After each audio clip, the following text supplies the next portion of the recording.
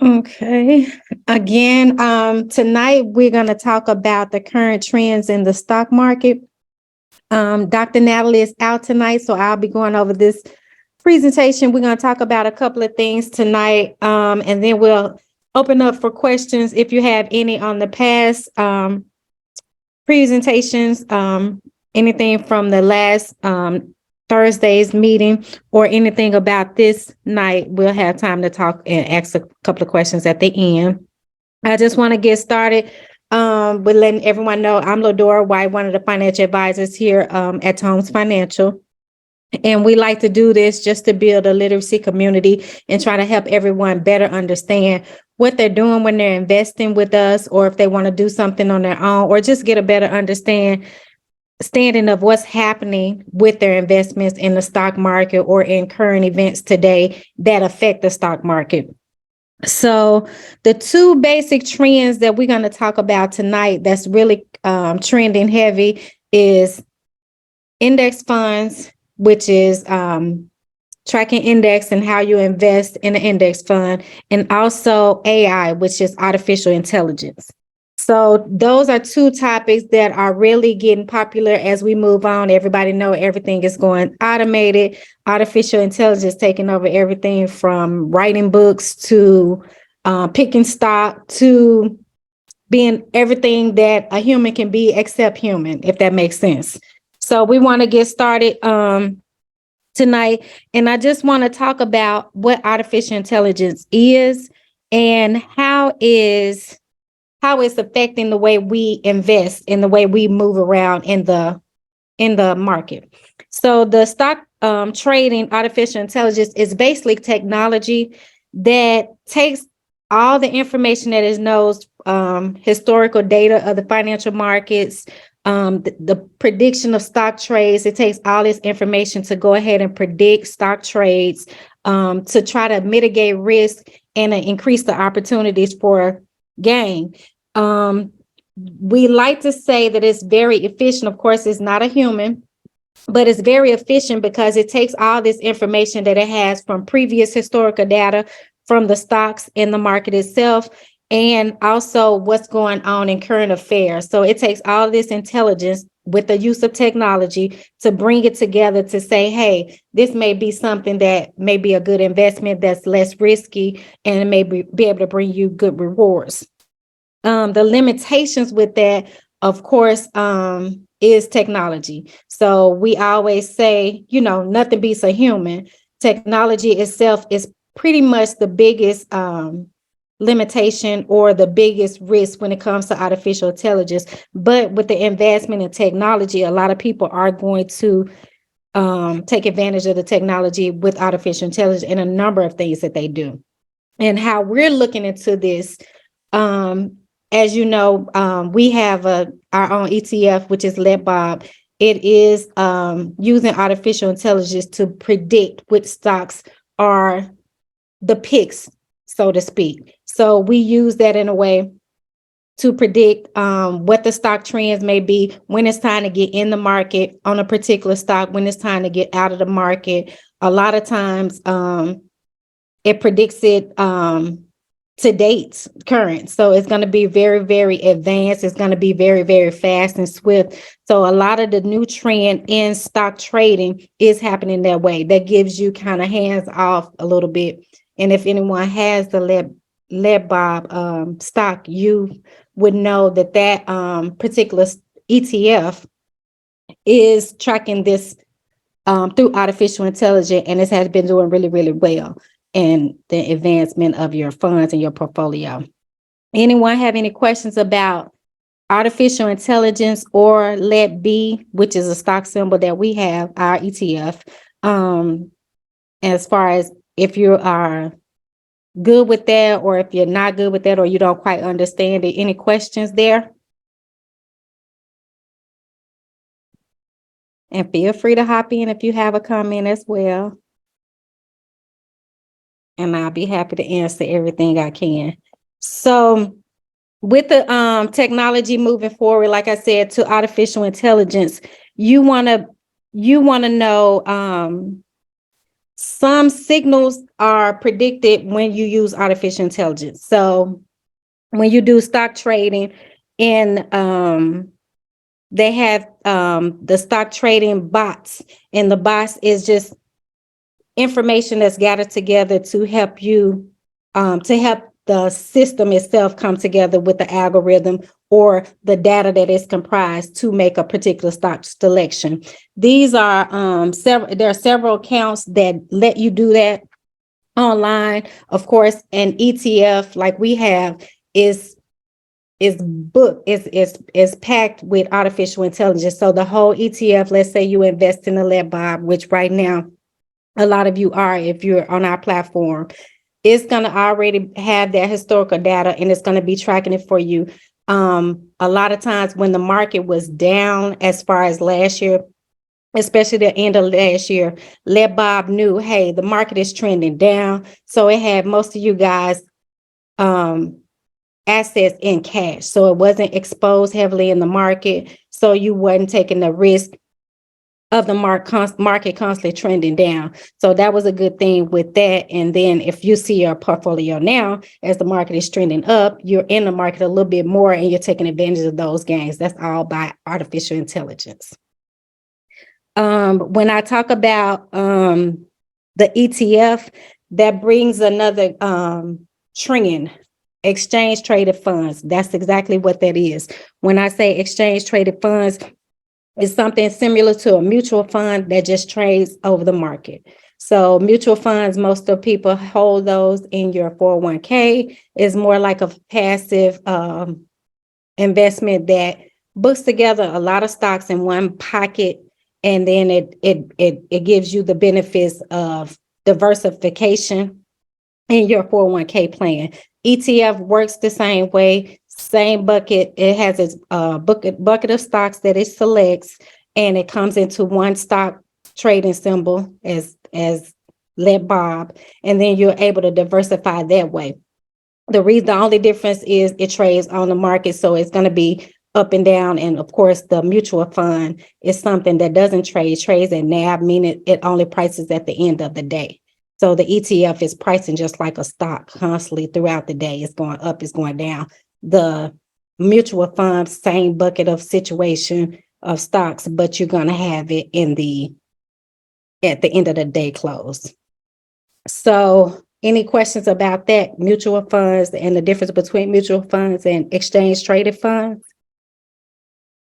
Okay, I see a question. Ms. Bradley, is AI making selections, or are you guys using the AI to collect the data? Both. So they're gonna do both. So it's making the selections.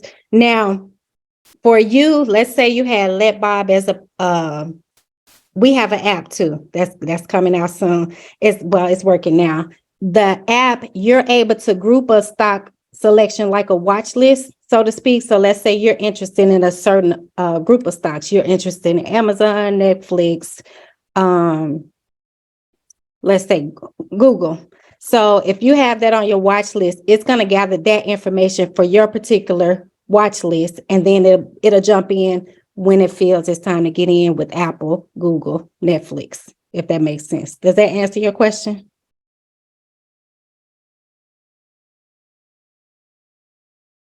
Okay. Just wanted to know. But yeah, you're able to do it both ways. So some people like passive, and like you, Miss Bradley, you may want to select your group, but you have that artificial intelligence that helps you as well. So it's gonna sit there. Hey, I know she wants to buy Google. The artificial intelligence is gonna gather that data and say, hey, today is not a good day to get in, but as soon as it is, it's gonna hop in there at your parameters that you've set, if that makes sense. And again, it gathers historical data. So it's good. A lot of analysts use historical data, technical analysts, they use historical data to build up a case against whether this is a good prediction or not. So a lot of people say the future is a good indicator of the past is a good indication of the future. Not always true, but you can kind of go by trends when you're looking at this information. So that's why artificial intelligence comes together and kind of puts together the past and what's going on currently and kind of makes that decision for you. Anybody have any other questions about mutual funds or ETFs, exchange traded funds? Okay. And the last thing I want to say about those particular investments, mutual funds, as you know, just like ETFs, they are a little less expensive purchasing them. So you may have a mutual fund that holds a stock you really like. Amazon stock is a little high, so you may not be able to get the Amazon stock, but you can get a mutual fund that holds the Amazon stock. So you can take advantage of some of those gains as well. And the same thing with an ETF. So and it's considered a less riskier investment. So you want to get exposed to the things you think you're doing great, but you don't have to spend the money. So right now, if you wanted to buy, let me check Amazon stock real quick today. If you wanted to get into the growth with Amazon stock, you would, just for one share today, you would have paid $127.11. But if you wanted to take it, and it's up today. So if you wanted to take some advantage of some of that growth and you didn't have the 127, then you would look at mutual funds. They'll list what's in the package, and then you will make that selection according to, what your choices are. Let me see if there's anything else I wanted to mention about artificial intelligence and how it's taking over everything. Pretty much, we like to say it's a robot, but this, as we know, Google and all our technology devices are smart robots. So a lot of times, they make the computer, the AI makes the decision, and it's usually something a little safer and less riskier, but it's still not a human. So I just have to keep that in mind. And then technology is the main downfall of that, as well as anything else. If we have a technology crash, AI is in that bucket. So we have to remember that. Other than that, it's proved to be successful over the time that we've really embraced this. So we do take advantage of that as well. Ladora, this is Charlotte. I have a question. Hi, Miss Charlotte. Hey. So when the app is available and we're able to use it, would that be for us to do like our own little stuff that we do on the side, not necessarily what we do within our stuff that you guys are managing for us, right? And then you'll be able to do it. So it's just like, I don't know if you used the app before, but you'll put in a bucket. Let's say I want to put $200 in here. When I'm ready to trade, you'll put it in there just like a bank account. So it links your bank account as well. And it'll be yep. And you can create the watch list. You'll make your selections here or there, and it'll do it kind of for you. Okay. Oh, okay. But it'll trade within our own portfolios, or because I guess I'm kind of confused because I play around with Robinhood a little bit, Okay, yeah, it's just like it'll be separate, so it won't be connected to TD Ameritrade. It's with trading, and it's gonna be, that's kind of like a separate bank entity, so it'll be connected through there, but it'll be all virtual, digital for you, just separate from your portfolio here. So that'll be what you do on the side. On my own, okay. So it'll be kind of like a Robinhood because it'll have my bank account attached to it, right? Yep, kind of like Robinhood. Yep. Okay, The only thing is it uses AI all the way. Okay, gotcha. Yep, it's the same thing. Thanks. You're welcome. And then the other thing, don't forget that Let Bob is Black owned. So, we're the third ETF itself, Black owned ETF. So just keep that in mind. I'm sorry, can you repeat the name? For some reason I was cutting out. Oh, no problem. Yes, the name, what entity is Black owned? Let Bob, and the symbol is LETB, like Bob. Okay. Yep, it is. Okay. And you said operates like Robinhood, but it's AI ran? It's AI. Okay. Yep, it is. It is. I have one more question if you're able to answer. I'm sorry, Sherry. In reference to mutual funds, if I choose a mutual fund and it's an Amazon, let's say I want Amazon, like you mentioned, it's inside of the mutual fund. Yes. The mutual fund then could be also various other stocks, and because I want Amazon, Yeah. and it's that I'm getting all of it. Is that what Yeah. you're saying? Yes, and it's several out there. So you would different fund groups have different little setups, but it's several out there. But yeah, you would be in one that has a number of others stock in it. Okay. All Yeah. right. And then it's like bundled, correct? Yep, it's bundled. Okay. And now what if there's something like, how do I know the history of that company, or, or they say if it's someone that is got some principles I don't agree with. Okay. If they're bundled in there, it can't be taken out. So that's how it goes. Yes, and then you know that some have a lot of, and I'm glad you brought that up. A lot of people have different interest groups or different things that is against their morals or their just selection. So it's a lot of funds that I set up for, let's say, um, someone that wants to go green, that wants to protect the environment. It's a group of funds that you can find that is catered to that. Some people don't want anything that's religious oriented or, has anything to do with some type of marijuana. You know what I'm Mm-hmm. saying? So Right. they will, it's not a prospectus, but there's going to be a fact sheet attached to everything that you want to purchase, and on that Okay. fact sheet it will give you the different segments, what's in there. Now you may have to dig a little deeper to research every company and every brand that you see, but all the facts will be on the fact sheet. Okay. Yeah, but they do have bundles of things. Some people, even with us as a firm, some people say, hey, I don't want to be exposed to anything or invest in anything that harms the environment or Mm-hmm. that's against certain things. So that's very common. Mm-hmm. Okay. Good question. Good question. Very common. Thank you. You're welcome.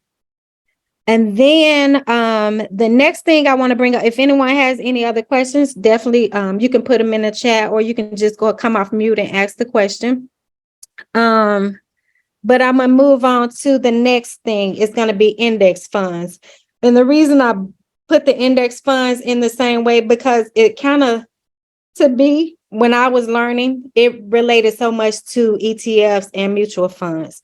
In a sense, it doesn't have quite the same kind of packaging, but the index fund is, an index fund, it tracks the index. So let's say we have the S&P, which we know the S&P is kind of one of the main indexes we use to check to see how the economy is doing, how the market is doing. It kind of tracks everything. It's made up of the 500 largest companies and traded on NASDAQ and the New York Stock Exchange. So when we think big companies, we bucket those 500 companies. So we feel like whatever the temperature of those companies is as an average, that's pretty much the indicator. So anything that's considered an index fund, you're tracking that flow of the stock market. So you're taking the highs, you're taking the lows of the stock market. And a lot of people like to invest in this, especially if they're doing it on their own, because you don't have to it requires little to manage it. You're just going to ride whatever happens. You pick an index that you believe in, or if you, for the most part, most people who invest in index funds that track the S&P believe in long-term growth when it comes to investing. So that means to say, I'm going to ride these waves. I'm going to ride them. But I know when I'm ready in the end, if I hold it long enough, it's going to balance out to where I'll be happy with. So a lot of times people get in there when they don't want to do a lot of research, or they don't want to have to get in and out. Oh, it's bad. My stock is down. I need to get out before I lose more money. They're just going to take the pattern of the stock, the S&P as it goes, because traditionally over the last 35, 40 years, traditionally the market has outperformed inflation. So if you want to keep up with the S&P, then that's a good indicator for the long term that it will probably work out good for you, if that makes sense. There are many indexes to track. You can track the NASDAQ. You can track small indexes like the Russell 2000. But these will require a little more research because they're not highly known as the S&P. So a more predictable one would be the S&P, and you pick a stock. Some S&P index funds, they have a group of indexes that are technology. So some of them are different services or companies that are in the pack that are kind of similar. So you want to track those. If you want to international index funds, so if you're good with currency, you want to say, hey, I think China's going to be doing this, or whoever is going to be doing this, then you can track an index that's an international index. So you'll be tracking it and saying, I'm gonna ride the wave on whatever going on in that area. Does that make sense, everyone? Yes.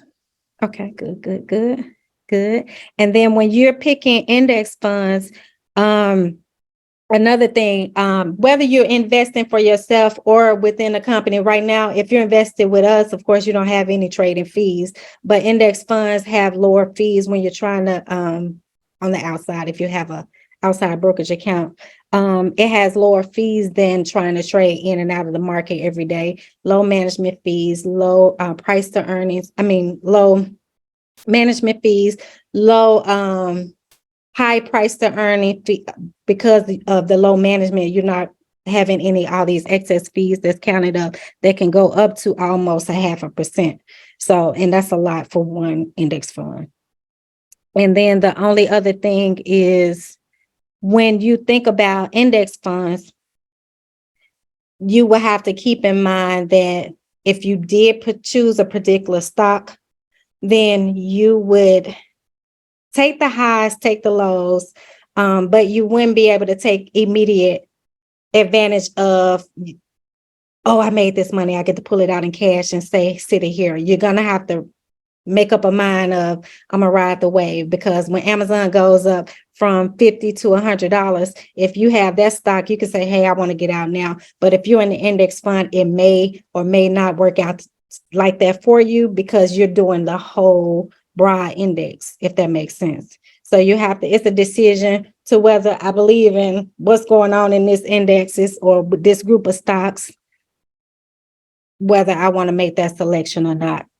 When it comes to diversification, I like to say, and I'm an advisor as well, I like to say it's good to be diversified. I'm a fan of index stocks because I've seen them grow. I've seen what they do over the long term. So if you have time to invest in that, and not a whole lot of time, time to just sit and wait, not in and out of the market, then I've seen it be beneficial. But of course, with anything else, you want to be diversified. So a little bit of index funds in your account won't hurt, along with your basket of stocks or your mutual funds or your notes, bond notes, or anything like that, fixed assets. So it's a good product mix if you're going to add index funds to your portfolio. I would advise that.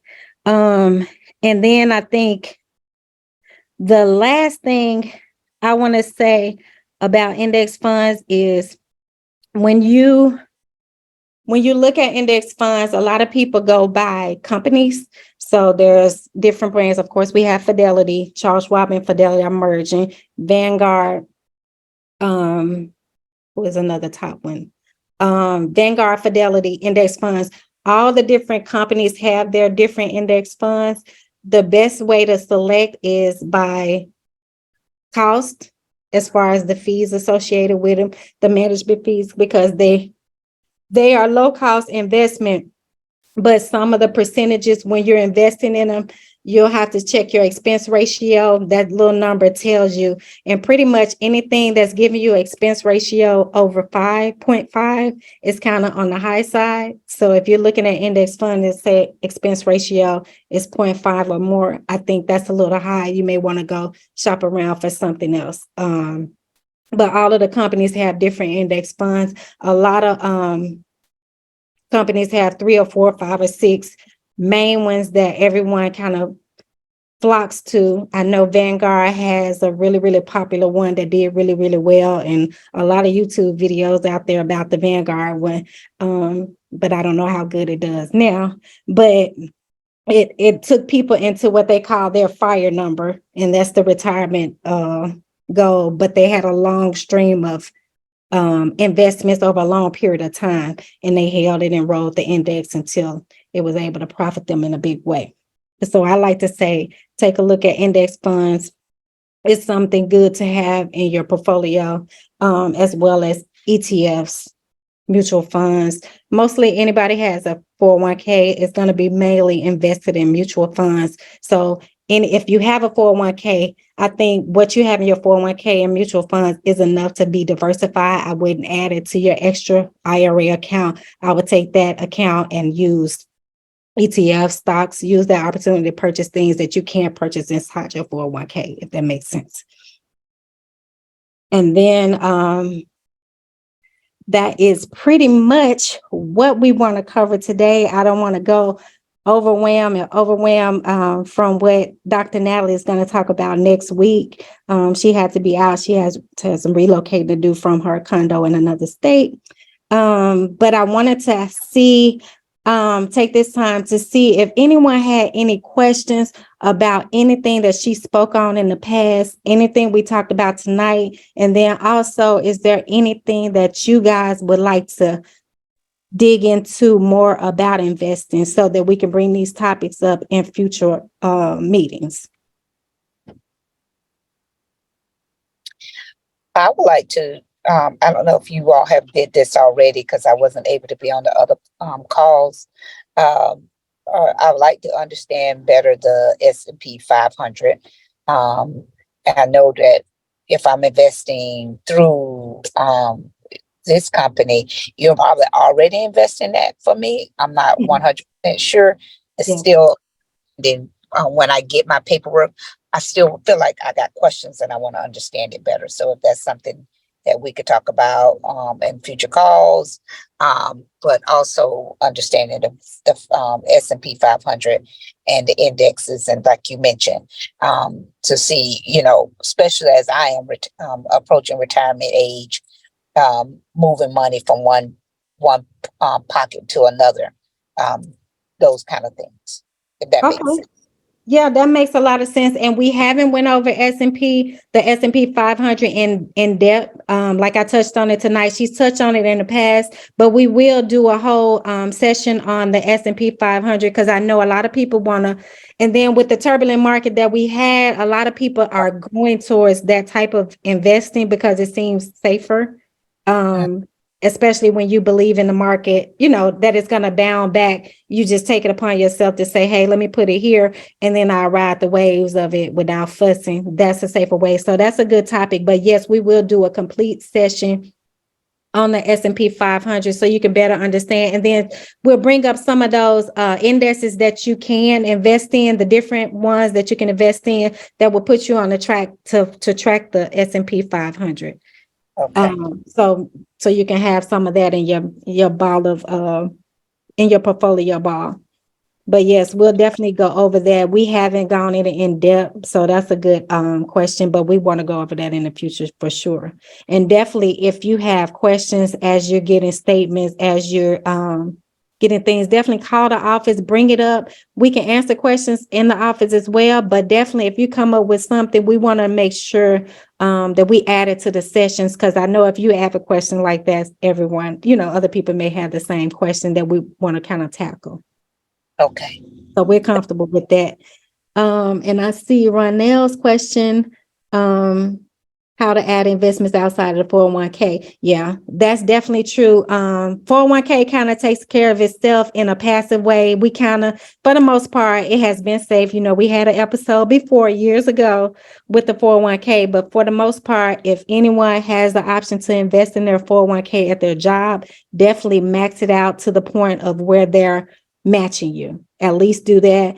And we also manage the 401ks for you while you're working. If you have problems selecting the particular fund that you want to be in for growth, we manage the 401ks as well until you retire. So that's the option too. But definitely anyone on the call that has opportunity for the 401k investing and as a match, make sure you're investing and taking advantage of the full match, because that's money on the table.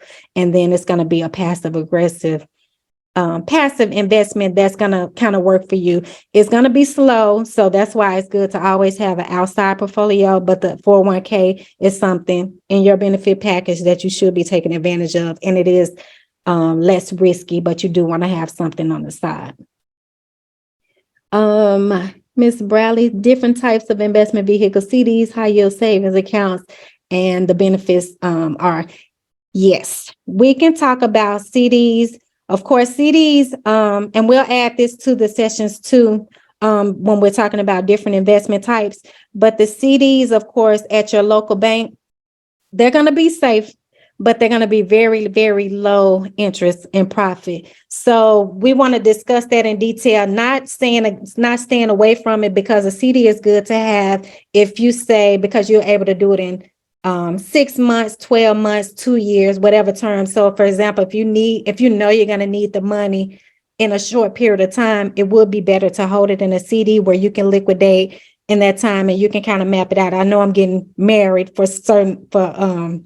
let's say, you're getting married in next year and you want to have that CD, that money put aside. So, you can lock it up for a year, but you're going to need it. So it'll be best to hold it somewhere like that short term, get a little bit of interest. Not going to be great, but that's for the short term investing. Not if you want to take taking advantage of the leaps in the stock market. High yield savings accounts. We're moving to Charles Schwab with TD Ameritrade, and I know that I came from Charles Schwab, so I know they have a really good high yield investment savings account, but you are sometimes penalized for the amount of withdrawals you take from those. So they do expect you to hold it there, a little bit different from our bank savings account. So when you get one with a brokerage firm, they kind of expect you to hold it there and kind of penalize you after so many withdrawals. So it is good, and again, it'll be a short term investing or a small investing type, meaning if you want to consistently put a little bit in the high yield savings account and just build it along the way, when you don't need to touch it more than, I want to say, I remember maybe 3 times a month or 2 or 3 times a month maybe, but it's excessive withdrawing from high yield savings account will start to cost you. But it's good to take advantage, because some of the brokerage firms like Schwab, they do offer an introductory interest rate, sometimes maybe 4% or something, just to sign up for the high yield savings account. So I would take advantage of that too, but just for a short, small increment savings along the way that you can invest. And then you said, put the name of the black company. Oh, okay. Okay, I got you. That is the our ETF here. And then the insurance policy rider is the one of more options brought out, and many of us might not know about it. The insurance rider. Okay. And Dr. Natalie is she has talked about insurance a little bit before, but yes, we definitely could get in that and get more on that. We have to come back because we talked about the long-term care a little while ago.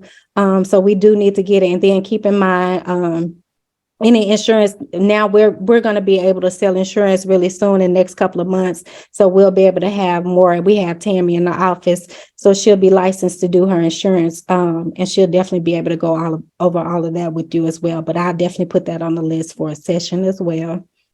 I'm sorry. This is Miss Bradley. I was just saying, like they have the return of premium policies, and that's an investment option that I know of. But I'm sure there's so many other, investment vehicles that we don't know about, and that's kind of what I want to know about. Like, I know about several different things, but there's so many that have been brought to my attention, and I just want to bring it to other people's attention and things that I don't.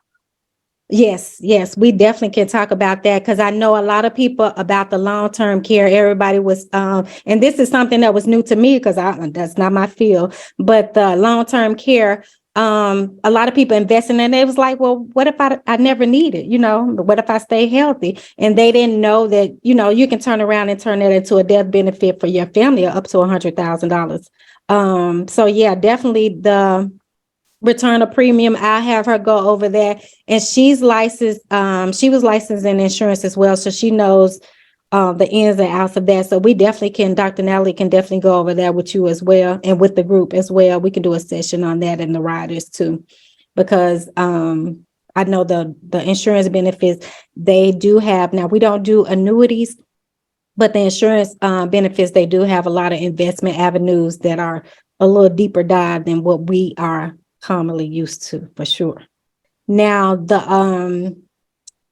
so I got to go over the S&P, the insurance premiums. We're going to talk a little bit more about Let Bob, because we want to make sure everybody is on the platform so they can take advantage. And then as we learn it through the sessions, we want everyone to have an opportunity to kind of take advantage of using the artificial intelligence, seeing how that's working for you over a period of time. So we could talk about that. And then also investments such as ETFs, index funds. We're going to dive deeper into the index funds. The last thing that we were going to discuss on the previous call was dividend stocks, dividend paying stocks. So we have come across a lot of questions about investing in dividend stocks and things like that, which is good. Another form of diversification that can be in your portfolio, which is good for reinvesting, like compounding, because once the dividend pays a stock, of course, it'll be reinvesting. Of course, you're taking advantage of that compound interest. And we'll go over that a little bit more in detail too, because I know that came up on the previous call. What was the reason to go from TD to Schwab? TD and Schwab, they're merging. So TD Ameritrade was bought by Schwab. So everything is merging together because, Charles Schwab was the biggest custodian dollar wise. So now they're merging together to be the powerhouse, so to speak. So everything is changing over in September. So anyone that has accounts, everything stays the same. You'll get a lot of correspondence in the mail about updating your bank information. Just take a look and make sure the bank information is correct. No change is needed. They're going to tell you your account number will be changing, but we'll be notifying you in that process as well.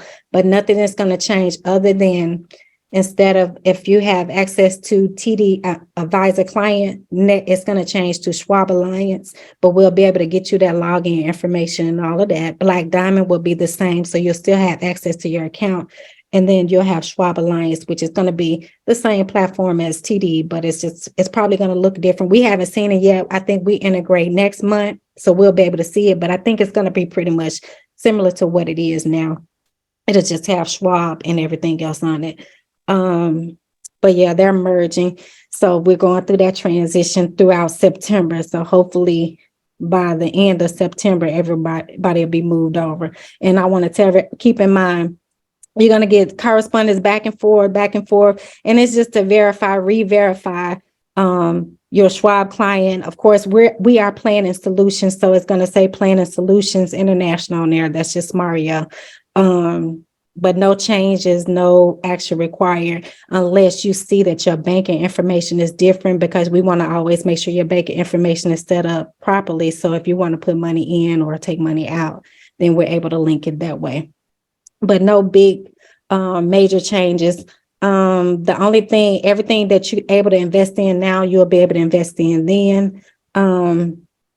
Lastly, the money market. So money market funds. And the reason I bring this up, because during the transition, I know, like I said, that different companies have different index funds titled in their name. So the money market that you see, if your money is sitting in cash right now, you'll see it in this, I think it's a TD money market, cash reserve thing. That'll probably change to something Schwab cash reserve. Other than that, everything will be the same. And let's see. So, but you're going to get a lot of mail. They just flooding you right now. They flooding you to let you know. Okay. Yeah. Thank you. You're welcome. Oh, and I have another question too. Okay. I went on the Apple store and got the Bob application, but it says something about a referral code that you receive $15 deposit directly once you deposit $100. So do you guys have the referral code available yet, or no? I don't Let mess me with it ask until you Mario say about so. that. I didn't know that. That might be new. I'm gonna ask Okay. you about this. So don't sign up yet, just in case you get. No, I know. I stopped right there when I saw that because I want my $15 because it I says know it's going that's to make right. the first trade too. Okay. No, let me ask him. I'm gonna ask him about. I'll let Miss. I will get back with you, and I'll let you know because I didn't know they were offering a referral code. Yes. Okay, yeah, don't sign up yet. We'll get the referral code to you so you can get your $15. Yes, ma'am. Okay. Okay. Yes. Okay. Thank you. Yes. Okay. I'll definitely get that back to you today. I mean, tomorrow when I speak tomorrow. Okay. Okay. Definitely. Okay. So they got a little incentive out there. So everybody try to get on the levy. Yes. Get your $15 for your first trade. And Mm-hmm. once you get on, it's gonna link your bank account. Now that may take like a day. I think it took Mm-hmm. a day or two where they verify your bank information and all that, and then Mm-hmm. it gives you access. But you'll be receiving correspondence either way, all the way. But yeah, Okay. they'll take a little review and then take about 24 to 48 hours to get your account linked. Once that's on, you're good to go. Okay. And then they have the news, like the trending articles news feed. You'll see there too. It's really nice app. Okay. Great. Okay. Thanks. You're welcome. You're welcome. Now, let's see. I got down everything everyone wants to hear in the session. And like I said, feel free to call the office. You can email me. I'm gonna put my email in the chat if you have any questions that stand out or any sessions you think we're missing that we should go over. Put it here. We are open and we're doing this. And then I have to announce Mario is gonna be in Greece for the next 2 weeks. So we won't be meeting at the end of this month because he know everybody wants to come and meet with him and may have questions for him. So we're not going to meet together face to face this month. We're going to wait until July next month so Mario will be able to attend as well because he's taking a family vacation to Greece for 2 weeks. So just keep in mind. Cool. We'll send the email, keep you posted. We still have one more session this month, which is next Thursday, and then it'll be part 2, which she'll come back and redo what I went over and kind of go back and answer some questions from last week as well, because she jotted down a few extra questions. But definitely reach out to us if you guys need to hear anything else from us that we haven't covered or we haven't brought up in the terms of investing or even insurance. Just let us know. Anyone else have questions or concerns or comments or anything they want to hear? Okay, guys. Well, I'm glad you joined us tonight. And then, like I said, next week will be a continuation, and she'll kind of go over everything. She does have a PowerPoint slide set up, so we'll go over everything and answer any questions. But I'm glad you guys join us tonight, and we will follow up on next Thursday. But definitely reach out, email, call the office if you have questions. And have a good night, guys. Thank you. Thank you. Good Good night. night. Thank you. Thank you for joining us.